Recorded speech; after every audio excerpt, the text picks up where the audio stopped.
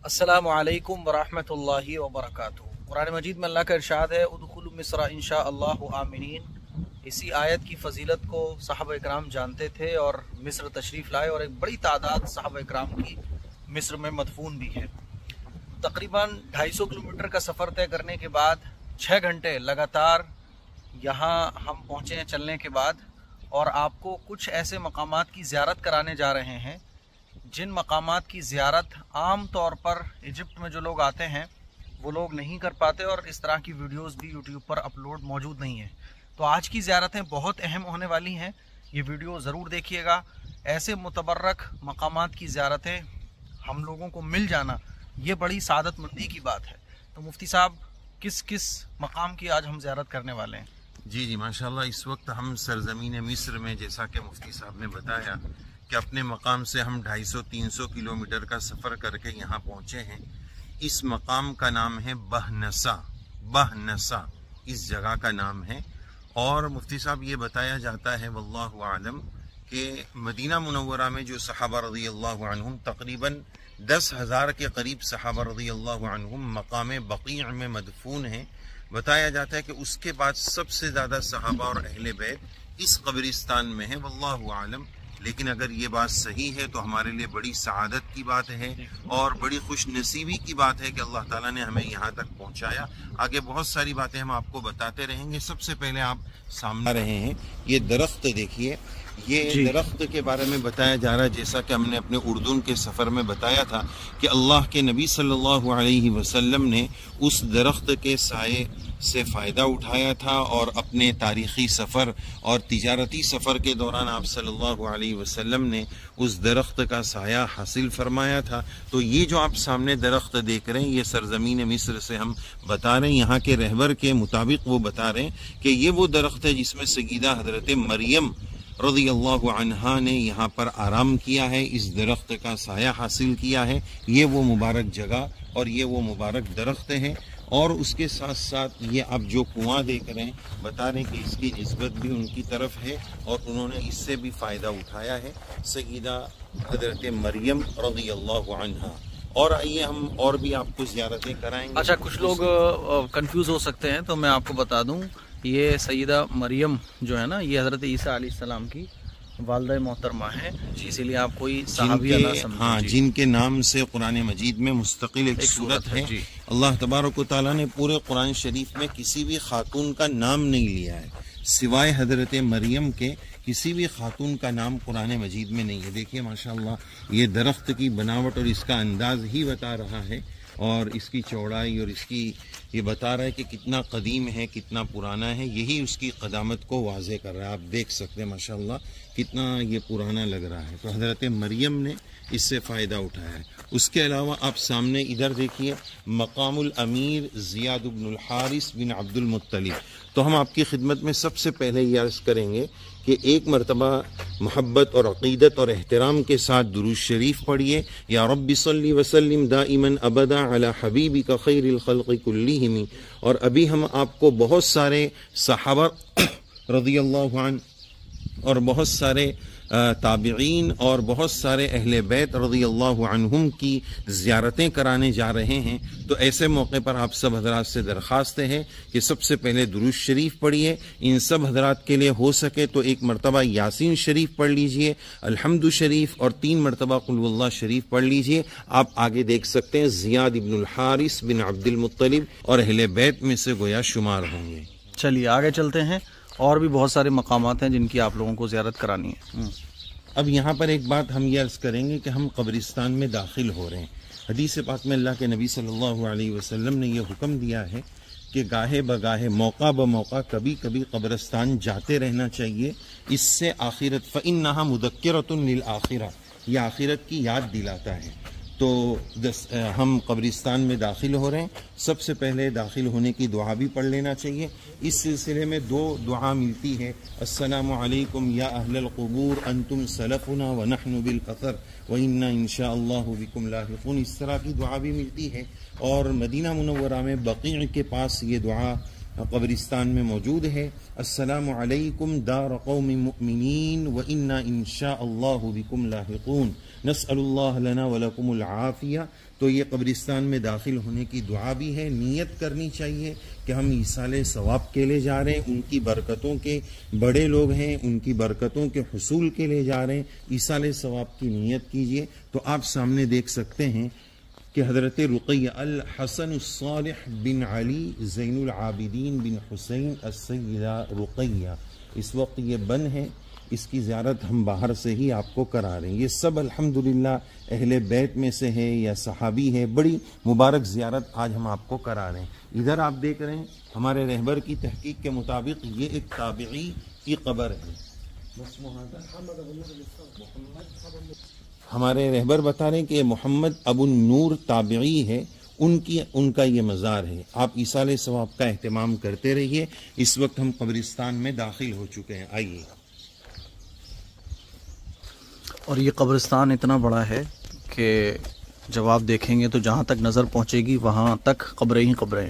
3 مرتبہ سورہ اخلاص پڑھ کر ایصال ثواب ضرور کیجیے گا. یہاں پر عموماً جو ہے وہ قبرستان کا اسٹائل یہ والا ہوتا ہے جیسے کمرہ وغیرہ ہوتا ہے, اس میں اپنے خاندان والے گھر والوں کو اس طرح دفن کیا جاتا ہے. اکثر یہ اسٹائل ہے, لیکن آج اس بنحسا نامی جگہ میں یہ تھوڑا سا الگ ہے. تو آپ یہ دیکھ رہے ہیں قبریں بنی ہوئی ہیں.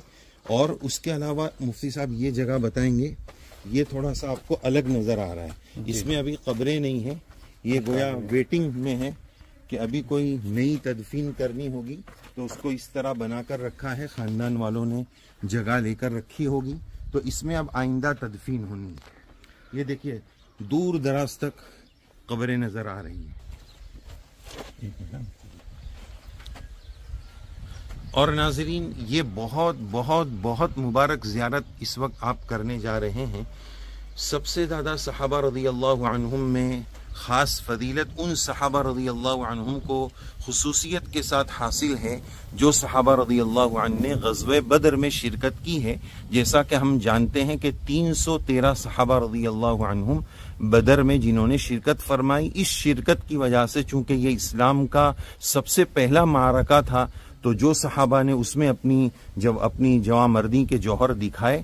تو بہرحال یہ غزوے کے بعد جو صحابہ رضی اللہ عنہم بقید حیات رہے اس میں سے بہت سارے صحابہ رضی اللہ عنہم مصر تشریف لائے. تو اس احاطے میں صحابہ رضی اللہ عنہم کی ایک بڑی تعداد بتائی جاتی ہے کہ وہ یہاں پر مدفون ہیں, جس میں سے آپ دیکھ سکتے ہیں ہم نے آپ کو زیارت کرائی تھی عقبہ ابن عامر الجہنی رضی اللہ عنہ کی, جن کے بارے میں حدیث سنائی تھی. 55 احادیث ان سے مروی ہے. انہوں نے پوچھا تھا اللہ کے نبی علیہ السلام سے کہ نجات کس چیز میں ہے, تو ہم نے آپ کو وہ حدیث سنائی تھی. یہ انہی کے بیٹے ہیں محمد بن عقبہ بن عامر الجہنی البدریین یہاں پر لکھا ہوا ہے. اور جو یہاں پر بہت سارے دیگر صحابہ ہیں ان کا نام بھی ہم یہاں سے آپ کو دکھانے کی کوشش کرتے ہیں.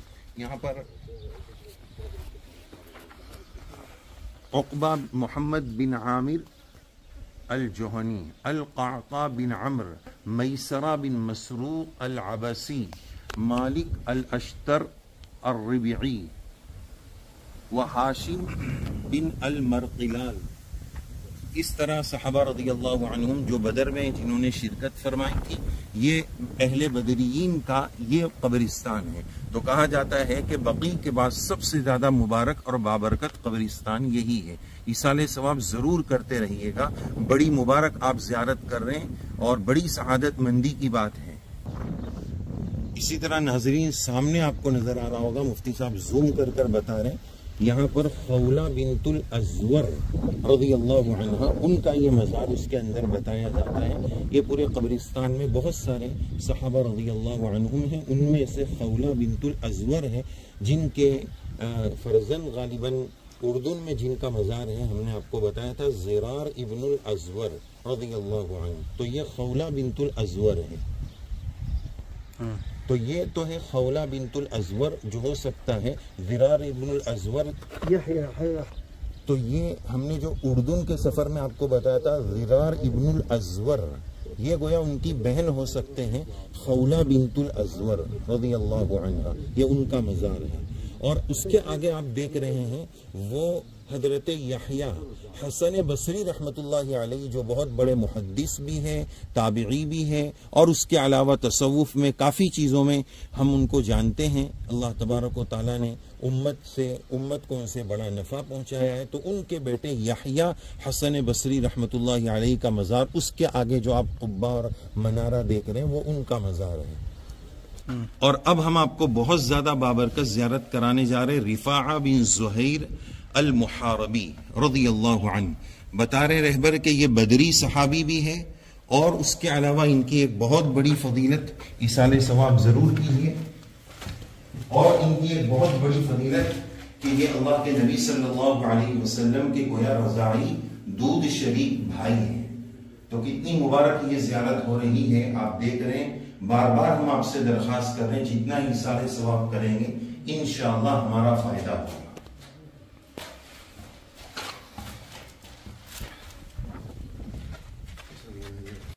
اور آخر میں تمام مبارک قبروں کی زیارت کرتے کرتے صحابہ اور صحابیات کے اب ہم یہ قبرستان کا بالکل لاسٹ ایریا ہے۔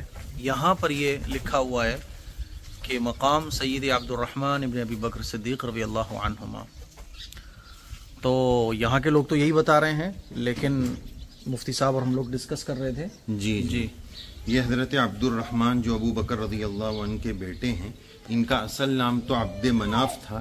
صلح حدیبیہ کے قریب انہوں نے اسلام قبول کیا تھا، اور پھر بعد میں الحمدللہ کئی جنگوں میں بھی شرکت فرمائی۔ اکثر تحقیق کے مطابق تو یہی ہے کہ ان کا مزار مکہ مکرمہ میں ہے، وہیں پر ان کی وفات ہوئی ہے۔